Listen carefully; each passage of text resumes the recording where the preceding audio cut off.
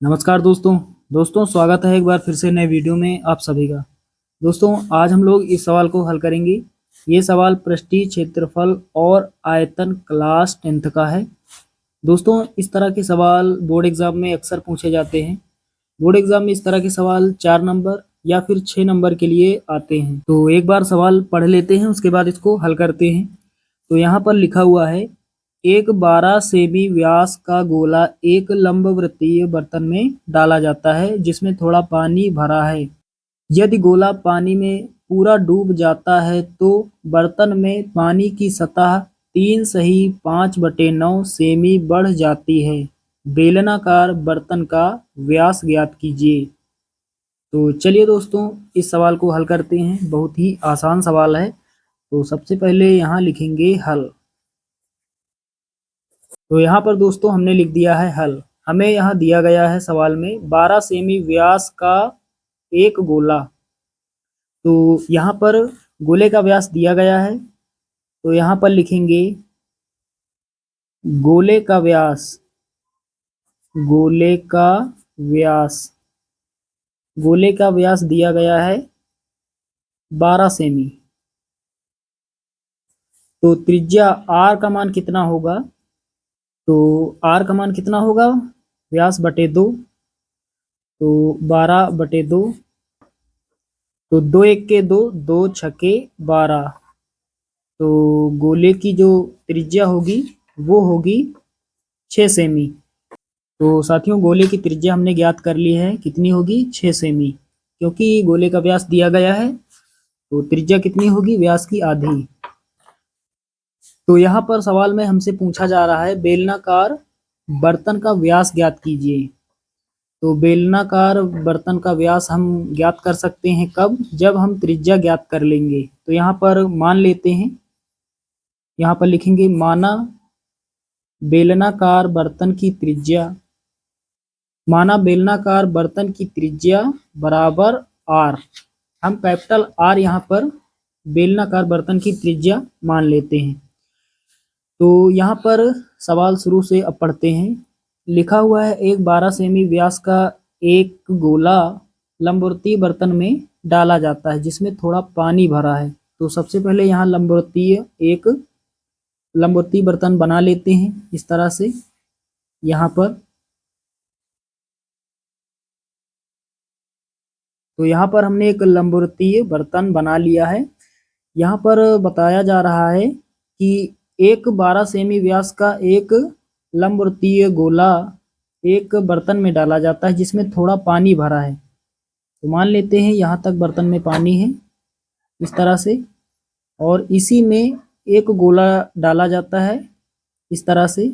मान लेते हैं ये गोला है जिसका व्यास दिया है 12 सेमी। ये गोले का व्यास है और त्रिज्या का मान कितना होगा? व्यास का आधा यानी आर का मान कितना? 6 सेमी। उसके बाद आगे सवाल में लिखा हुआ है यदि गोला पानी में पूरी तरह डूब जाता है तो बर्तन में पानी की सतह 3 सही 5/9 सेमी बढ़ जाती है। यानी पानी की ऊंचाई थोड़ी बढ़ जाती है जब ये गोला इस पानी में पूरी तरह से डूब जाता है। तो मान लेते हैं यहाँ तक, पहले बर्तन में पानी यहाँ तक भरा है। जब ये गोला पूरी तरह से इस पानी में डूब जाता है तो इसकी सतह, पानी की सतह यहाँ थोड़ी बढ़ जाएगी। तो कितनी बढ़ जाती है? यहाँ पर दिया गया है 3 सही 5/9। तो h का मान यहाँ पर 3 सही 5/9। 3 सही 5/9। तो इतनी ऊंचाई पानी की बढ़ जाती है। ये h का मान है। बेलनाकार बर्तन का व्यास ज्ञात कीजिए। तो साथियों यहाँ पर जो गोले का आयतन होगा वो होगा बेलनाकार बर्तन के आयतन के। क्योंकि गोले का आयतन बेलनाकार बर्तन के बराबर है इसीलिए ऊंचाई यहाँ पर थोड़ी बढ़ जाती है।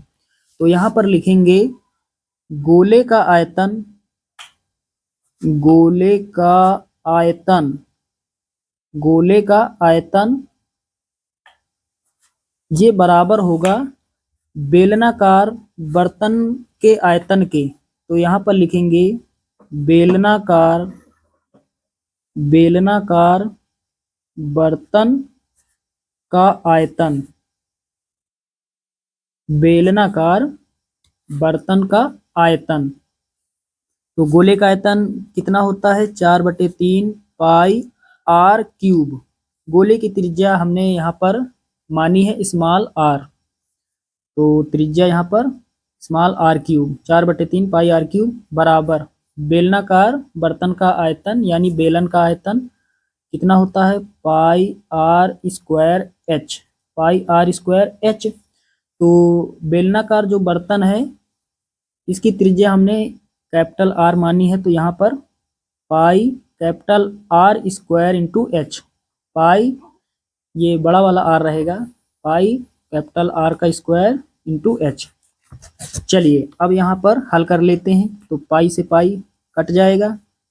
आगे हल करते हैं, 4/3 गुणा आर क्यूब, आर का मान है कितना? 6, तो 6 का क्यूब यानी 6 को हम 3 बार लिख सकते हैं गुणा में, बराबर आर स्क्वायर। तो आर का मान हमें निकालना है, तो इसको वैसा का वैसा लिख देते हैं, गुणा एच, एच का मान कितना है? 3 सही 5/9, 3 सही 5/9। इसको हल कर लेते हैं, तो 9 त्रिके 27, 27 5 32, 32/9। तो यहाँ पर लिखेंगे 32/9। हमें निकालना है आर का मान, तो आर स्क्वायर उधर रहेगा, बाकी सबको इधर लाते हैं। तो 4/3 गुणा 6 गुणा 6 गुणा 6, 9 उधर भाग कर रहा है, इधर गुणा करेगा, और 32 इधर गुणा कर रहा है, इधर भाग करेगा, इधर बटे में हो जाएगा, उधर कितना? R square.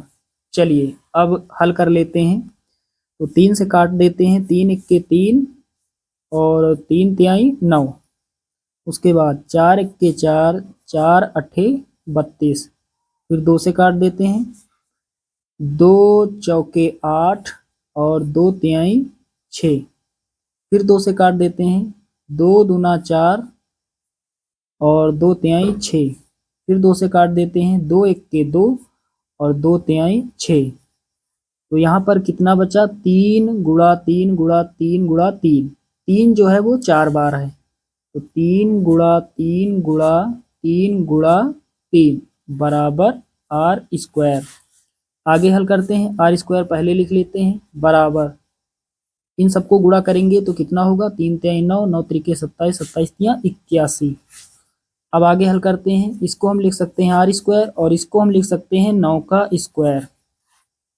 अब यहाँ कर देंगे तुलना, तो यहाँ पर लिखेंगे तुलना से, तो घात को छोड़ देंगे, तुलना में जो बराबर होता है उसको छोड़ देते हैं, तो आर बराबर यहाँ पर कितना? 9 सेमी। आर क्या है? बेलनाकार बर्तन की त्रिज्या, तो त्रिज्या का मान हमने निकाल लिया है, इसलिए अब हम बेलनाकार बर्तन का व्यास आसानी से निकाल सकते हैं। तो यहाँ पर लिखेंगे इसलिए, इसलिए व्यास, इसलिए यहाँ बेलनाकार लिख लेंगे, यहाँ पर लिखेंगे इसलिए बेलनाकार, बेलनाकार बर्तन, बेलनाकार बर्तन का व्यास, इसलिए बेलनाकार बर्तन का व्यास, व्यास बराबर होता है 2 गुणा त्रिज्या। यहाँ पर त्रिज्या का मान रख देंगे 2 गुणा आर, आर का मान कितना? 9, तो 9 दूना 18। तो बेलनाकार जो बर्तन है इसका व्यास कितना होगा? 18 सेमी। तो साथियों उम्मीद करता हूँ कि यहाँ पर ये सवाल आप सभी लोग अच्छे से समझ गए होंगे।